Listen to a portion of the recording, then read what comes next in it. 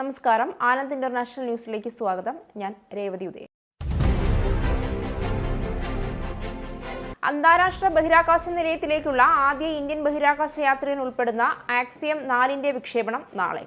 Loss ഏഞ്ചലീസിൽ പ്രതിഷേധങ്ങൾ അടിച്ചമർത്താൻ 2000 national guard സൈനികരെ നഗരത്തിൽ വിന്യസിച്ചതിനു പിന്നാലെ 700 US മറൈനുകളെ വിന്യസിച്ച് ട്രംപ് ഭരണകൂടം. യൂറോപ്പിന്റെ ചില ഭാഗങ്ങളിൽ കഴിഞ്ഞ ദിവസങ്ങളിലുണ്ടായ ശക്തമായ ഇടിമിന്നൽ ഈ ആഴ്ച ഉയർന്ന നിലയിലേക്ക് വഴിമാറുമെന്ന് മുന്നറിയിപ്പ്. UK-യിൽ നിന്ന് ജർമ്മനിയിലേക്കും സ്വിറ്റ്സർലൻഡിലേക്കും നേരിട്ടുള്ള ട്രെയിനുകൾ സർവീസ് നടത്തുമെന്ന് പ്രഖ്യാപിച്ച് cross channel rail operator Eurostar. പാകിസ്ഥാനെ സഹായിച്ചതിന്റെ പേരിൽ തുർക്കിയുമായുള്ള വ്യാപാര ബന്ധം അവസാനിപ്പിക്കേണ്ടതില്ല എന്ന് ഇന്ത്യൻ സർക്കാർ. ഇടവേളയ്ക്ക് ശേഷം ഫാമിലി മൾട്ടിപ്പിൾ വിസിറ്റ് വിസ സംവിധാനം പുനഃസ്ഥാപിച്ച് സൗദി. ഹജ്ജ് തീർത്ഥാടനം അവസാനിച്ചതോടെ മടക്കയാത്രയുടെ തിരക്കിൽ ഹജ്ജ് തീർത്ഥാടകർ. ലോക്സഭാ സീറ്റ് വിഭജന അനുപാതത്തിൽ നിയമസഭാ സീറ്റ് വിഭജനവും നടത്താൻ ധാരണയായി ബീഹാർ NDA. തീപിടിച്ച വാൻഹയിൽ 503 കപ്പൽ 15 ഡിഗ്രി വരെ ചെരിഞ്ഞ് കൂടുതൽ കണ്ടെയ്നറുകൾ കടലിലേക്ക് വീണു. വാർത്തകൾ വിശദമായി. അന്താരാഷ്ട്ര ബഹിരാകാശ നിലയം സന്ദർശിക്കുന്ന ആദ്യ ഇന്ത്യൻ ബഹിരാകാശ യാത്രികൻ ഉൾപ്പെടുന്ന അന്താരാഷ്ട്ര ബഹിരാകാശ നിലയത്തിലേക്കുള്ള ചരിത്ര ദൗത്യമായ ആക്സിയം 4 വിക്ഷേപണം നാളെ നടക്കും. 39-കാരനായ വ്യോമസേനാ യുദ്ധവിമാന പൈലറ്റായ Shubhanshu Shukla SpaceX capsule ഉപയോഗിച്ച് സ്വകാര്യ കമ്പനിയായ ആക്സിയം സ്പേസുമായി ചൊവ്വാഴ്ച US-ൽ നിന്ന് വിക്ഷേപിക്കുന്ന 4 പേരടങ്ങുന്ന ദൗത്യത്തിൽ പങ്കാളിയാണ്. സോവിയറ്റ് സോയൂസ് ബഹിരാകാശ പേടകത്തിൽ 1984-ൽ പറന്ന രാകേഷ് ശർമ്മയ്ക്കും ഇന്ത്യയിൽ ജനിച്ചെങ്കിലും US പൗരത്വം നേടിയ കൽപ്പന ചൗളയ്ക്കും ശേഷം ഭ്രമണപഥത്തിലെത്തുന്ന 3ാമത്തെ ഇന്ത്യൻ വംശജനായ ബഹിരാകാശ യാത്രികനാകും അദ്ദേഹം. ഇന്ത്യക്കാരനായ ശുഭാംശു ശുക്ല ഉൾപ്പെടെ 4 ബഹിരാകാശ യാത്രികരാണ് 14 ദിവസത്തെ ദൗത്യത്തിനായി പുറപ്പെടുന്നത്. ഫ്ലോറിഡയിലുള്ള നാസയുടെ കെന്നഡി സ്പേസ് സെന്ററിൽ നിന്ന് ഇന്ത്യൻ സമയം വൈകുന്നേരം 5:52-നാണ് യാത്ര ആരംഭിക്കുക. ഇന്ത്യയ്ക്ക് പുറമെ US, പോളണ്ട്, ഹംഗറി എന്നിവിടങ്ങളിൽ നിന്നുള്ള ബഹിരാകാശ യാത്രികരും ദൗത്യത്തിലുണ്ട്. കുടിയേറ്റ റെയ്ഡുകൾക്കും നാടുകടത്തലിനുമെതിരായ പ്രതിഷേധങ്ങൾ അടിച്ചമർത്താൻ ഏകദേശം 700 US മറൈനുകളെ വിന്യസിച്ച് ട്രംപ് ഭരണകൂടം. 2000 നാഷണൽ ഗാർഡ് സൈനികരെ നഗരത്തിൽ വിന്യസിച്ചതിനു പിന്നാലെയാണിത്. 2000 നാഷണൽ ഗാർഡ് സൈനികരെ കൂടി ഉടൻ ലോസ് ഏഞ്ചലീസിൽ വിന്യസിക്കും. സൈനികരെ കൊണ്ട് പ്രക്ഷോഭകാരികളെ അടിച്ചമർത്താനുള്ള അമേരിക്കൻ പ്രസിഡന്റ് ഡൊണാൾഡ് ട്രംപിന്റെ തീരുമാനം ആഭ്യന്തര ആവശ്യങ്ങൾക്കായി സൈന്യത്തെ ഉപയോഗിക്കുന്നതിനെക്കുറിച്ചുള്ള വിമർശനങ്ങളും ശക്തമാക്കി. പ്രതിഷേധങ്ങൾ അടിച്ചമർത്താൻ നാഷണൽ ഗാർഡിനെ വിന്യസിക്കാനുള്ള ട്രംപിന്റെ തീരുമാനത്തോടെ ലോസ് ഏഞ്ചൽസ് കടുത്ത പ്രതിഷേധത്തിന്റെ 4ാം ദിവസത്തിലേക്ക് കടന്നു. തടവിലാക്കപ്പെട്ട കുടിയേറ്റക്കാരുടെ കുടുംബങ്ങൾ തങ്ങളുടെ പ്രിയപ്പെട്ടവരെ മോചിപ്പിക്കണമെന്ന് അപേക്ഷിച്ച് രംഗത്തെത്തി. നാഷണൽ ഗാർഡിനെ വിന്യസിക്കാനുള്ള ഉത്തരവ് പിൻവലിക്കണമെന്ന് കാലിഫോർണിയ ഗവർണർ ഗാവിൻ ന്യൂസം ട്രംപിനോട് ഔദ്യോഗികമായി അഭ്യർത്ഥിച്ചു.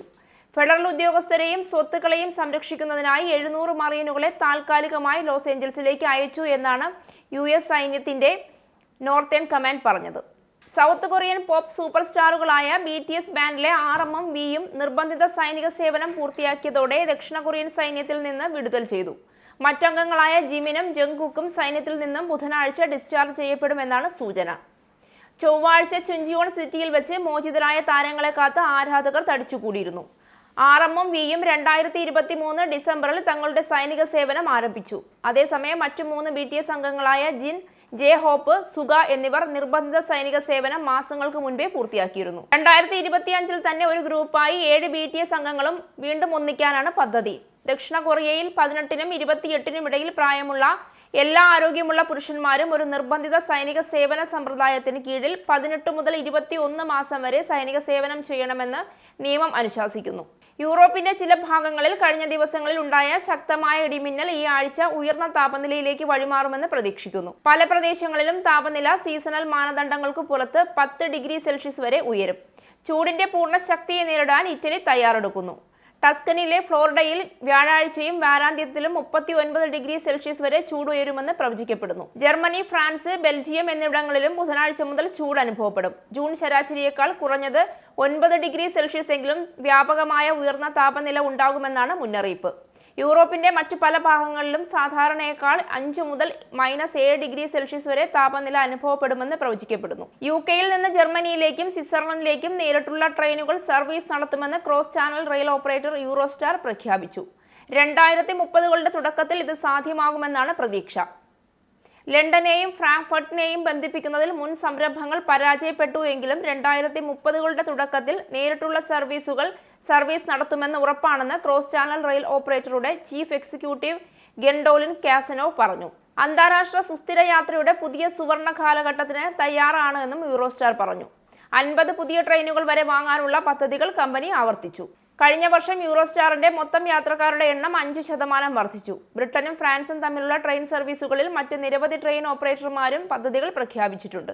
പാകിസ്ഥാനെ സഹായിച്ചെന്ന പേരിൽ തുർക്കിയുമായുള്ള വ്യാപാര ബന്ധം അവസാനിപ്പിക്കേണ്ടതില്ല എന്ന നിലപാടിൽ ഇന്ത്യൻ സർക്കാർ. തുർക്കിയുമായുള്ള വ്യാപാര ബന്ധം കേന്ദ്ര സർക്കാർ ഉപേക്ഷിച്ചേക്കില്ല. പഹൽഗാം ഭീകരാക്രമണത്തിനു പിന്നാലെ ഇന്ത്യ പാക് സംഘർഷത്തിൽ പാകിസ്ഥാനെ പിന്തുണച്ച് തുർക്കി എത്തിയതോടെയാണ് ഇന്ത്യ തുർക്കി ബന്ധം മോശമാകുന്ന സാഹചര്യം സംജാതമായത്. എന്നാൽ ദേശീയ സുരക്ഷയുടെ പേരിൽ തുർക്കി കമ്പനികൾക്കെതിരെ സ്വീകരിച്ച നടപടികൾ ഉഭയകക്ഷി വ്യാപാരത്തിലേക്ക് വ്യാപിപ്പിക്കില്ല എന്നാണ് പുറത്തുവരുന്ന റിപ്പോർട്ടുകൾ വ്യക്തമാക്കുന്നത്. ഇന്ത്യ തുർക്കി വ്യാപാര ബന്ധം തുടരാനാണ് കേന്ദ്ര സർക്കാർ തീരുമാനമെന്ന് ഇന്ത്യൻ എക്സ്പ്രസ് റിപ്പോർട്ട് ചെയ്യുന്നു. തുർക്കിയിൽ നിന്നുള്ള ഇറക്കുമതിയേക്കാൾ കൂടുതലാണ് ആ രാജ്യത്തേക്കുള്ള ഇന്ത്യയുടെ കയറ്റുമതി. $2.73 ബില്യൺ വ്യാപാര മിച്ചമാണ് നിലവിൽ ഇന്ത്യക്ക് തുർക്കിയുമായുള്ളത്. പാകിസ്ഥാന് പിന്തുണ നൽകിയതിന്റെ പേരിൽ തുർക്കിയുമായുള്ള വ്യാപാര ബന്ധം വിച്ഛേദിക്കുന്നത് നയതന്ത്ര തലത്തിൽ ശക്തമായ സന്ദേശം നൽകുമെങ്കിലും ഇന്ത്യൻ വ്യാപാരികൾക്ക് വലിയ തിരിച്ചടിയാകുമെന്ന തിരിച്ചറിവിലാണ് കേന്ദ്ര സർക്കാർ ഇത്തരമൊരു നിലപാടെടുത്തത്. ഇനി ആനന്ദ് ട്രാവൽ UK പൗണ്ട് ഇന്നത്തെ മൂല്യം. ഒരു പൗണ്ട് 115.9 ഇന്ത്യൻ രൂപ. ഒരു US ഡോളർ 85.59 ഇന്ത്യൻ രൂപ. ഒരു യൂറോ 97.65 ഇന്ത്യൻ രൂപ. ഒരു പൗണ്ട് 1.35 US ഡോളർ. ഇനിയൊരു ഇടവേളയ്ക്ക് ശേഷം ഗൾഫ് ന്യൂസ്. നമസ്കാരം, ഗൾഫ് ന്യൂസിലേക്ക് സ്വാഗതം. ഏറെ മാസത്തെ ഇടവേളയ്ക്ക് ശേഷം സൗദി അറേബ്യയിലേക്കുള്ള ഫാമിലി മൾട്ടിപ്പിൾ വിസിറ്റ് വിസ സംവിധാനം പുനഃസ്ഥാപിക്കുന്നു. ഇന്ത്യ അടക്കം 14 രാജ്യങ്ങളിലേക്കുള്ള മൾട്ടിപ്പിൾ വിസിറ്റ് വിസ സംവിധാനം നിലവിൽ വന്നു. വിസ അനുവദിക്കുന്ന സൗദി അറേബ്യയുടെ ഔദ്യോഗിക ഓൺലൈൻ പ്ലാറ്റ്ഫോമായ മോഫയിൽ വിസ അപേക്ഷ സ്വീകരിച്ചു. കഴിഞ്ഞ ഏതാനും മാസങ്ങളായി സൗദിയിലേക്കുള്ള മൾട്ടിപ്പിൾ വിസിറ്റ് വിസ സംവിധാനം ലഭ്യമായിരുന്നില്ല. ഇത് കേരളത്തിൽ നിന്നടക്കം സൗദിയിലേക്ക് വരുന്ന 100 കണക്കിന് പേർക്ക് ഏറെ പ്രതിസന്ധി ഉണ്ടാക്കിയിരുന്നു. ബലിപ്പെരുന്നാൾ അവധിക്ക് ശേഷം വിദ്യാലയങ്ങൾ തുറന്ന ഇന്നലെ ദുബായിലുണ്ടായ സ്കൂൾ ബസ് അപകടത്തിൽ 13 വിദ്യാർത്ഥികൾക്കും ഒരു അധ്യാപകനും പരിക്കേറ്റു.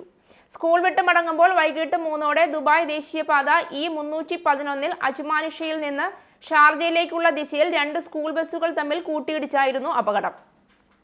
6 മുതൽ 12 വയസ്സ് വരെയുള്ളവരാണ് പരിക്കേറ്റ കുട്ടികൾ. ഇവരെല്ലാം പാകിസ്ഥാൻ സ്വദേശികളാണ്. ഹജ്ജ് തീർത്ഥാടനം അവസാനിച്ചതോടെ തീർത്ഥാടകർ മടക്കയാത്രയുടെ തിരക്കിൽ. GCC രാജ്യങ്ങളിൽ നിന്നുള്ളവരും ആഭ്യന്തര തീർത്ഥാടകരും ഞായറാഴ്ച തന്നെ ചടങ്ങുകൾ പൂർത്തിയാക്കി മടങ്ങിയിരുന്നു. ശേഷിച്ചവർ ഇന്നലെ മിനായിലെ കല്ലേർ പൂർത്തിയാക്കി മക്കയിലേക്ക് തിരിച്ചെത്തി. ഹജ്ജ് അനുഷ്ഠാനത്തിനിടെ കൂടുതൽ ദിവസം തങ്ങിയ മിന താഴ്വരയോടും വിടവാങ്ങൽ പ്രദക്ഷിണം നടത്തി കബയോട് യാത്ര പറയുമ്പോൾ പലരുടെയും കണ്ണുകൾ നിറഞ്ഞിരുന്നു. ഇന്ത്യയിൽ നിന്നുള്ള 1.32 ലക്ഷം പേർ ഉൾപ്പെടെ 173 രാജ്യക്കാരായ 16.7 ലക്ഷം പേരാണ് ഇത്തവണ ഹജ്ജ് നിർവഹിച്ചത്. ഇനി ആനന്ദ് ട്രാവൽ GCC ഇന്ത്യ നാണയ വിനിമയ നിരക്ക്. ഒരു സൗദി റിയാൽ 22.82 ഇന്ത്യൻ രൂപ. ഒരു UAE ദിർഹം 23.3 ഇന്ത്യൻ രൂപ. ഒരു കുവൈറ്റി ദിനാർ 279.16 ഇന്ത്യൻ രൂപ. ഒരു ഒമാനി റിയാൽ 222.24 ഇന്ത്യൻ രൂപ.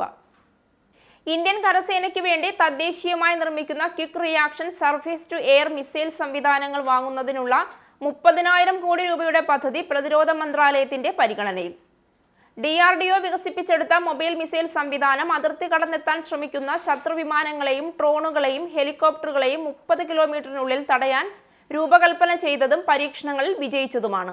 ഓപ്പറേഷൻ സിന്ധുവിനിടെ പാകിസ്ഥാൻ നടത്തിയ ഡ്രോൺ മിസൈൽ ആക്രമണങ്ങളെ പരാജയപ്പെടുത്തിയത് ഇന്ത്യയുടെ തദ്ദേശീയമായി നിർമ്മിച്ച വ്യോമ പ്രതിരോധ സംവിധാനങ്ങളാണ്, പ്രത്യേകിച്ച് ആകാശ് മിസൈലുകൾ. പിന്നെ റഷ്യൻ നിർമ്മിത S-400 പ്രതിരോധ സംവിധാനം. ഇതോടെ തദ്ദേശീയമായി നിർമ്മിക്കുന്ന quick reaction surface to air മിസൈലുകൾ QRSAM ഈ സംവിധാനങ്ങൾ ഇന്ത്യൻ ആർമിയുടെ എയർ ഡിഫൻസ് സിസ്റ്റത്തിന് വേണ്ടിയിട്ട് വാങ്ങാനായിട്ട് പ്രതിരോധ മന്ത്രാലയം വീണ്ടും പദ്ധതികൾ ആവിഷ്കരിക്കുന്നു. 1-2 കോടിയല്ല, 30,000 കോടി രൂപയുടെ QRSAM മിസൈൽ സംവിധാനങ്ങൾ വാങ്ങാനാണ് ഇപ്പോൾ വീണ്ടും കേന്ദ്ര സർക്കാർ പരിഗണിക്കുന്നത്. ഇന്ത്യൻ കരസേനയ്ക്ക് വാങ്ങാൻ ഉദ്ദേശിക്കുന്ന DRDO വികസിപ്പിച്ചെടുത്ത തദ്ദേശീയമായി നിർമ്മിക്കുന്ന ഈ quick reaction surface to air മിസൈലുകൾ അതിർത്തി കടന്നെത്താൻ ശ്രമിക്കുന്ന ശത്രു വിമാനങ്ങളെ, ഡ്രോണുകളെ, ഹെലികോപ്റ്ററുകളെ, മിസൈലുകളെ ഒക്കെ 30 കിലോമീറ്ററിനുള്ളിൽ വെച്ച് കണ്ടെത്തി തകർക്കുന്ന ശേഷിയുള്ളതാണ്. QRSAM സംവിധാനത്തിൻ്റെ 3 റെജിമെൻറ്റുകൾ വാങ്ങുന്നതിനായിട്ട് 30,000 കോടി രൂപയുടെ നിർദ്ദേശം പ്രതിരോധ മന്ത്രാലയം പുനഃപരിശോധിക്കുന്നു എന്നാണ് ഇപ്പോഴത്തെ ഏറ്റവും പുതിയ റിപ്പോർട്ടുകൾ. ഈ മാസം അവസാനം പ്രതിരോധ മന്ത്രി രാജ്നാഥ് സിംഗ് അധ്യക്ഷനായ ഡിഫൻസ് അക്വിസിഷൻ കൗൺസിൽ ഇവ വാങ്ങുന്നതിന് പ്രാരംഭ അനുമതി നൽകും എന്ന് തന്നെയാണ് കരസേനയുടെ പ്രതീക്ഷ. ഓപ്പറേഷൻ സിന്ദൂറിൽ പാകിസ്ഥാൻ ഉപയോഗിച്ച തുർക്കി ഡ്രോണുകളും ചൈനീസ് മിസൈലുകളുമൊക്കെ ഇന്ത്യയുടെ വ്യോമ പ്രതിരോധ ശൃംഖല വിജയകരമായി തടുത്തു നിർത്തിയ പശ്ചാത്തലത്തിലാണ് എയർ ഡിഫൻസിൻ്റെ ശക്തി വർദ്ധിപ്പിക്കാൻ ഇന്ത്യ നീക്കം നടത്തുന്നത്. DRDO വികസിപ്പിച്ച് കഴിഞ്ഞ കുറേ വർഷങ്ങളായി പരീക്ഷിച്ച് വിജയിച്ച QRSAM രാവും പകലും ഏത് സാഹചര്യങ്ങളിലും പ്രവർത്തന സജ്ജമാണെന്ന് പലകുറി തെളിയിക്കപ്പെട്ടതാണ്. ഭാരത് ഇലക്ട്രോണിക്സും ഭാരത് ഡൈനാമിക്സും ചേർന്നാകും ഇന്ത്യയിൽ ഈ QRSAM മിസൈൽ സംവിധാനം നിർമ്മിക്കുക. QRSAM സിസ്റ്റങ്ങൾക്ക് യാത്ര ചെയ്യവേ തന്നെ ട്രാക്കിംഗ് ശേഷി ഉപയോഗിച്ച് പ്രവർത്തിക്കാനും ശത്രു ലക്ഷ്യങ്ങളെ കണ്ടെത്താനും മിസൈൽ ഉതിർക്കാനും ഒക്കെ ശേഷിയുണ്ട്. യുദ്ധകളത്തിൽ വ്യോമപ്രതിരോധം തീർക്കുന്നതിനും ടാങ്കുകൾക്കും കാലാൾപ്പട യുദ്ധവാഹനങ്ങൾക്കുമൊക്കെ ഒപ്പം സഞ്ചരിച്ച് അവയ്ക്ക് സംരക്ഷണം നൽകുന്നതിനുമൊക്കെ തരത്തിൽ രൂപകൽപ്പന ചെയ്തതാണ് ഈ QRSAM സിസ്റ്റങ്ങൾ. ചുരുക്കി പറഞ്ഞാൽ മൊബൈൽ മിസൈൽ വിക്ഷേപണ കേന്ദ്രങ്ങളാണവ. ഓപ്പറേഷൻ സിന്ദൂറിൽ മികച്ച പ്രകടനങ്ങൾ കാഴ്ചവെക്കുകയും ഒന്നിലധികം ഡ്രോൺ ആക്രമണങ്ങൾ പരാജയപ്പെടുത്തുകയും ചെയ്ത ആർമി എയർ ഡിഫൻസ് വിഭാഗത്തിന് 11 റെജിമെൻറ്റ് QRSAM സിസ്റ്റം ഇപ്പോൾ ആവശ്യമാണെന്നാണ് കണ്ടെത്തൽ. തദ്ദേശീയമായി നിർമ്മിച്ച ആകാശ് മിസൈൽ നിലവിൽ എയർ ഡിഫൻസ് സംവിധാനത്തിന് ഉപയോഗപ്രദമായി പോകുന്നുണ്ട്. നിലവിൽ ആകാശ് മിസൈൽ പ്രതിരോധ സിസ്റ്റത്തിന് 25 കിലോമീറ്ററാണ് ഇൻ്റർസെപ്ഷൻ പരിധി. QRSAMകൾക്ക് 30 കിലോമീറ്റർ. QRSAMകൾ ഇന്ത്യൻ ആർമിയുമായി ഒത്തുചേർക്കുന്നതിലൂടെ സൈന്യത്തിൻ്റെയും ഇന്ത്യൻ വ്യോമസേനയുടെയും നിലവിലുള്ള മൾട്ടി ലെയർഡ് എയർ ഡിഫൻസ് നെറ്റ്വർക്കിനെ ശക്തിപ്പെടുത്തുമെന്ന് തന്നെയാണ് കേന്ദ്രത്തിൻ്റെ കണക്കുകൂട്ടൽ. ഇന്ത്യയുടെ എയർ ഡിഫൻസ് പ്രതിരോധ ആയുധ ശേഖരത്തിൽ 380 കിലോമീറ്റർ വരെ പ്രതിരോധശേഷിയുള്ള റഷ്യൻ നിർമ്മിത S-400 ട്രയംഫ് മിസൈലുകൾ, ഇസ്രയേലുമായി സേരിച്ച് വികസിപ്പിച്ചെടുത്ത 70 കിലോമീറ്റർ വരെ റേഞ്ചുള്ള ബരാക് 8 മീഡിയം റേഞ്ച് മിസൈലുകൾ, റഷ്യൻ നിർമ്മിത ഇഗ്ല ഷോൾഡർ ഫയർ മിസൈലുകൾ, അതിന് 6 കിലോമീറ്റർ വരെ അകലത്തിൽ ശത്രുലക്ഷ്യങ്ങളെ തകർക്കാനാകും. ഇതോടൊപ്പം നവീകരിച്ച L-70 ആൻറ്റി എയർക്രാഫ്റ്റ് തോക്കുകൾ 3.5 കിലോമീറ്റർ ദൂരത്ത് നിന്നുകൊണ്ട് യന്ത്രത്തോക്കുകൾ ഉപയോഗിച്ച് ശത്രുലക്ഷ്യങ്ങളെ തകർക്കാം. പിന്നെ ഇന്ത്യൻ നിർമ്മിത ഡ്രോൺ ഡിറ്റക്ഷൻ, ഇൻ്റർ ഡിറ്റക്ഷൻ സിസ്റ്റങ്ങൾ, ഇതിന് 15 മുതൽ 12 വരെ കിലോമീറ്റർ പരിധി അവകാശപ്പെടുന്നുണ്ട്. എന്തായാലും ഇത്രയും ശക്തമായ ഇന്ത്യയുടെ എയർ ഡിഫൻസ് സിസ്റ്റത്തിന് QRSAM മിസൈലുകൾ കൂടി ലഭിക്കുകയാണെങ്കിൽ പാകിസ്ഥാനിൽ നിന്നോ ചൈനയിൽ നിന്നുള്ള ഏത് തരത്തിലുള്ള ആക്രമണങ്ങളെയും ശക്തമായി നേരിടാം, പ്രതിരോധിക്കാം എന്ന് തന്നെയാണ് ഇന്ത്യൻ കരസേനയുടെ കണക്കുകൂട്ടലും. ജീവിത സൗകര്യങ്ങൾ വർദ്ധിപ്പിക്കാനും ഒട്ടേറെ നല്ല മാറ്റങ്ങൾ കൊണ്ടുവരാനും 11 വർഷത്തെ ഭരണത്തിന് കഴിഞ്ഞു എന്ന് പറഞ്ഞ് പ്രധാനമന്ത്രി നരേന്ദ്രമോദിയുടെ പ്രസംഗം. NDA സർക്കാർ 11 വർഷം പൂർത്തിയാക്കിയ പശ്ചാത്തലത്തിൽ നമോ ആപ്പിലൂടെ അഭിപ്രായങ്ങൾ രേഖപ്പെടുത്താനും പ്രധാനമന്ത്രി അഭ്യർത്ഥിച്ചു. വികസിത ഭാരതത്തിന് അടിത്തറയിട്ട അഴിമതി മുക്തമായ 11 വർഷങ്ങളാണ് കടന്നുപോയതെന്ന് BJP പ്രസിഡന്റ് JP നദ്ദ പറഞ്ഞു. ഭരണഘടനയുടെ 370-ാം അനുച്ഛേദം നീക്കൽ, സ്ത്രീകൾക്ക് 33% സംവരണം, മുത്തലാഖ് നിരോധനം, നോട്ട് നിരോധനം, വഖഫ് നിയമ ഭേദഗതി, ഉജ്ജ്വല യോജന, ഹർ ഘർ ജൽ, അടൽ തുരങ്കപാത, GST നിയമം, അയോധ്യ ക്ഷേത്ര പൂർത്തീകരണം തുടങ്ങിയ അസാധ്യമെന്ന് പറഞ്ഞിരുന്ന കാര്യങ്ങൾ നടപ്പാക്കാൻ BJP സർക്കാരിന് സാധിച്ചു. കോവിഡ് കാലത്ത് വാക്സിൻ സൗജന്യമായി ലഭ്യമാക്കിയതും നദ്ദ ഓർമ്മപ്പെടുത്തി. ലോക്സഭാ സീറ്റ് വിഭജന അനുപാതത്തിൽ ബീഹാറിൽ നിയമസഭാ സീറ്റ് വിഭജനവും നടത്താൻ NDAയിൽ ഏകദേശ ധാരണയായി. കഴിഞ്ഞ നിയമസഭാ തെരഞ്ഞെടുപ്പിൽ മുന്നണിയുടെ ഭാഗമല്ലാതിരുന്ന LJP, രാഷ്ട്രീയ ലോക് മോർച്ച കക്ഷികൾ NDAയിൽ എത്തുകയും വികാസ്ശീൽ ഇൻസാൻ പാർട്ടി മുന്നണി വിടുകയും ചെയ്ത പശ്ചാത്തലത്തിലാണ് ഈ തീരുമാനത്തിലേക്ക് അടുക്കുന്നത്. മുംബൈ ഭീകരാക്രമണ കേസിലെ പ്രതി തഹാവൂർ റാണയ്ക്ക് വീട്ടിലേക്ക് ഫോൺ വിളിക്കാൻ അനുമതി ലഭിച്ചു. ഡൽഹിയിലെ പാട്യാല ഹൗസ് കോടതിയാണ് റാണയ്ക്ക് ഒറ്റത്തവണ ഫോൺ കോളിനുള്ള അനുമതി നൽകിയത്. ഒരു മുതിർന്ന ഉദ്യോഗസ്ഥന്റെ മേൽനോട്ടത്തിലായിരിക്കും റാണയ്ക്ക് വീട്ടുകാരുമായി ബന്ധപ്പെടാൻ സാധിക്കുക. കഴിഞ്ഞ മാസമാണ് കുടുംബാംഗങ്ങളെ ഫോൺ ചെയ്യാൻ അനുവദിക്കണമെന്ന ആവശ്യവുമായി റാണ കോടതിയെ സമീപിച്ചത്. അലഹാബാദ് ഹൈക്കോടതിയിലെ ജസ്റ്റിസ് ശേഖർ കുമാർ യാദവിന്റെ വിവാദ പ്രസംഗത്തിൽ അന്വേഷണം നടത്താനുള്ള സുപ്രീം കോടതി നീക്കം രാജ്യസഭാ സെക്രട്ടേറിയറ്റിന്റെ ഇടപെടലിനെ തുടർന്ന് ഉപേക്ഷിച്ചതായി സൂചന. ജഡ്ജിമാർക്കെതിരെ നടപടിയെടുക്കാനുള്ള അധികാരം രാജ്യസഭാ ചെയർമാനും പാർലമെന്റിനും രാഷ്ട്രപതിക്കും മാത്രമേയുള്ളൂ എന്ന് വ്യക്തമാക്കി രാജ്യസഭാ സെക്രട്ടേറിയറ്റ് മാർച്ചിൽ സുപ്രീം കോടതിക്ക് കത്ത് നൽകിയതിന്റെ അടിസ്ഥാനത്തിലാണ് ഇതെന്നാണ് വിവരം. കേരള തീരത്ത് അറബിക്കടലിൽ വെച്ച് തീപിടിച്ച വാൻഹൈ 503 കപ്പൽ 15 ഡിഗ്രി വരെ ചരിഞ്ഞു. കൂടുതൽ കണ്ടെയ്നറുകൾ കടലിലേക്ക് വീണു. കപ്പലിൽ നിന്ന് കട്ടിയേറിയ കറുത്ത പുക ഉയരുന്നു. സാഹചര്യം വിലയിരുത്താൻ കൊച്ചിയിൽ ഉന്നതതല യോഗം ഇന്ന് ചേരും. ഡയറക്ടറേറ്റ് ജനറൽ ഓഫ് ഷിപ്പിംഗ് ആണ് യോഗം വിളിച്ചിരിക്കുന്നതെന്നാണ് വിവരം. സംസ്ഥാന സർക്കാർ, നാവികസേന, കോസ്റ്റ് ഗാർഡ്, മറ്റ് കേന്ദ്ര ഏജൻസികൾ, കേരള മാരിടൈം ബോർഡ് പ്രതിനിധികൾ തുടങ്ങിയവർ യോഗത്തിൽ പങ്കെടുക്കും. അഴീക്കലിന് 44 നോട്ടിക്കൽ മൈൽ അകലെ മാത്രം തീപിടിച്ച വാൻഹൈ 503 കപ്പലിലെ തീയണയ്ക്കാനുള്ള ശ്രമങ്ങൾ പുരോഗമിക്കുന്നതിനിടെയാണ് യോഗം വിളിച്ചിരിക്കുന്നത്.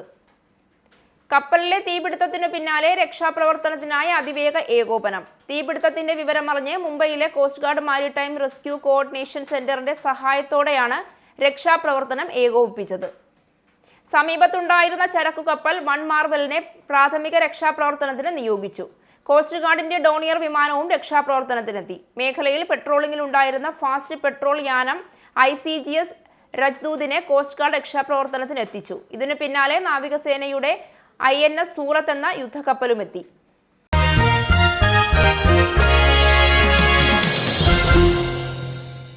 T20 ക്രിക്കറ്റിലെ എക്കാലത്തെയും മികച്ച താരങ്ങളിൽ ഒരാളായ വെസ്റ്റ് ഇൻഡീസ് സൂപ്പർ താരം നിക്കോളാസ് പുരാൻ രാജ്യാന്തര ക്രിക്കറ്റിൽ നിന്ന് വിരമിക്കൽ പ്രഖ്യാപിച്ചു. കരിയറിൽ ഇനിയും ഒട്ടേറെ ക്രിക്കറ്റ് ബാക്കി നിൽക്കെയാണ് ക്രിക്കറ്റ് ലോകത്തെ ഒന്നടങ്കം ഞെട്ടിച്ച് വെറും 29 വയസ്സ് മാത്രം പ്രായമുള്ള പുരാന്റെ വിരമിക്കൽ പ്രഖ്യാപനം. രാജ്യാന്തര T20യിൽ ഏറ്റവും കൂടുതൽ മത്സരങ്ങളിൽ വിൻഡീസ് ജേഴ്സി അണിഞ്ഞ താരമായ പുരാൻ വിൻഡീസ് താരങ്ങളിൽ റൺ വേട്ടയിലും ഒന്നാമതാണ്. പ്രധാന വാർത്തകൾ ഒരിക്കൽ കൂടി. അന്താരാഷ്ട്ര ബഹിരാകാശ നിലയത്തിലേക്കുള്ള ആദ്യ ഇന്ത്യൻ ബഹിരാകാശ യാത്രികൻ ഉൾപ്പെടുന്ന ആക്സിയം 4ന്റെ വിക്ഷേപണം നാളെ. ലോസ് ഏഞ്ചലീസിൽ പ്രതിഷേധങ്ങൾ അടിച്ചമർത്താൻ 2000 നാഷണൽ ഗാർഡ് സൈനികരെ നഗരത്തിൽ വിന്യസിച്ചതിനു പിന്നാലെ 700 US മറൈനുകളെ വിന്യസിച്ച് ട്രംപ് ഭരണകൂടം. യൂറോപ്പിന്റെ ചില ഭാഗങ്ങളിൽ കഴിഞ്ഞ ദിവസങ്ങളിൽ ഉണ്ടായ ശക്തമായ ഇടിമിന്നൽ ഈ ആഴ്ച ഉയർന്ന നിലയിലേക്ക് വഴിമാറുമെന്ന് മുന്നറിയിപ്പ്. UK-യിൽ നിന്ന് ജർമ്മനിയിലേക്കും സ്വിറ്റ്സർലൻഡിലേക്കും നേരിട്ടുള്ള ട്രെയിനുകൾ സർവീസ് നടത്തുമെന്ന് പ്രഖ്യാപിച്ച് cross channel rail operator Eurostar. പാകിസ്ഥാനെ സഹായിച്ചതിന്റെ പേരിൽ തുർക്കിയുമായുള്ള വ്യാപാര ബന്ധം അവസാനിപ്പിക്കേണ്ടതില്ല എന്ന് ഇന്ത്യൻ സർക്കാർ. ഇടവേളയ്ക്ക് ശേഷം ഫാമിലി മൾട്ടിപ്പിൾ വിസിറ്റ് വിസ സംവിധാനം പുനഃസ്ഥാപിച്ച് സൗദി. ഹജ്ജ് തീർത്ഥാടനം അവസാനിച്ചതോടെ മടക്കയാത്രയുടെ തിരക്കിൽ ഹജ്ജ് തീർത്ഥാടകർ. ലോക്സഭാ സീറ്റ് വിഭജന അനുപാതത്തിൽ നിയമസഭാ സീറ്റ് വിഭജനവും നടത്താൻ ധാരണയായി ബീഹാർ NDA. തീപിടിച്ച വാൻഹൈയിൽ 503 കപ്പൽ 15 ഡിഗ്രി വരെ ചെരിഞ്ഞ് കൂടുതൽ കണ്ടെയ്നറുകൾ കടലിലേക്ക് വീണു. വാർത്തകൾ അവസാനിച്ചു. നന്ദി, നമസ്കാരം. നിങ്ങൾക്കും ആനന്ദ മീഡിയയുടെ പ്രേക്ഷകരിൽ ഒരാളാകണ്ടേ? യൂറോപ്പിലും US-ലും ആഫ്രിക്കയിലുമടക്കം പ്രവാസികൾ ഉള്ളയിടങ്ങളിലൊക്കെ ജനപ്രിയ ചാനലുമായി ആനന്ദ് മീഡിയ ഒപ്പമുണ്ട്. ഏഷ്യാനെറ്റ് ഫ്ലവേഴ്സ് അടക്കം നിങ്ങളുടെ വിരൽത്തുമ്പിലെത്തും. ആദ്യം റോക്കു ബോക്സ് സ്വന്തമാക്കുക. അതിൽ നിന്നും ആനന്ദ് മീഡിയ ആപ്ലിക്കേഷൻ ഡൗൺലോഡ് ചെയ്യുക, ഇൻസ്റ്റാൾ ചെയ്യുക. എന്നിട്ട് 02085866511 എന്ന നമ്പറിൽ ഞങ്ങളുടെ കസ്റ്റമർ കെയറിൽ ബന്ധപ്പെടുക. അല്ലെങ്കിൽ +91 735 660 3747 എന്ന നമ്പറിൽ വാട്സപ്പ് ചെയ്യുക. ആനന്ദ് മീഡിയയുടെ സേവനങ്ങൾ സ്വന്തമാക്കുക. മറ്റു ചാനലുകൾക്കൊപ്പം ആനന്ദ് TVയും എൻജോയ് ചെയ്യുക.